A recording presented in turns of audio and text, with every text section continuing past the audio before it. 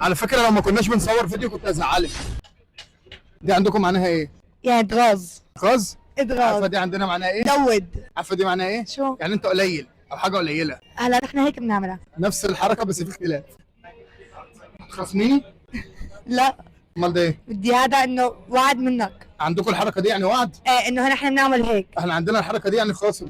يعني ليه؟ خاصمني. لا تحكي معي. نحن عندنا الخصام اللي هي هيك نعمل هيك خاصمتك قاطعتك. تعملوا هيك؟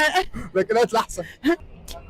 انت بتعملي ايه؟ شو عملت؟ انت بتضربيني على قفايا؟ هاي الضربة محبة، ما هي أنا المثال لما بيجي بعمل لك هيك أنا هي محبة فيك. محبه ايه لما تضربيني على قفايا؟ عندكم في سوريا يعني محبه؟ إيه محبة. عندنا في مصر يعني اهانه للشخص. طيب خلص أنا بعتذر ما كنت بعرف هيك معناها.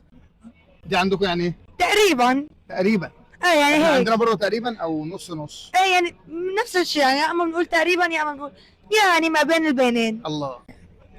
دي معناها ايه؟ أنا بفرجيك. دي معناها بكسرك. وانا كمان عندنا هنكسرك. أنا بفرجيك. نفس الحاجه. دي معناها عندكم ايه؟ هذا لا يعني مثال لما أم بتطلع على ابن بنتها أو ابنها مثال تعلم يعني لا. يعني خلص لا. احنا عندنا يعني متضايق. نفس الحركات بس لها معاني مختلفه.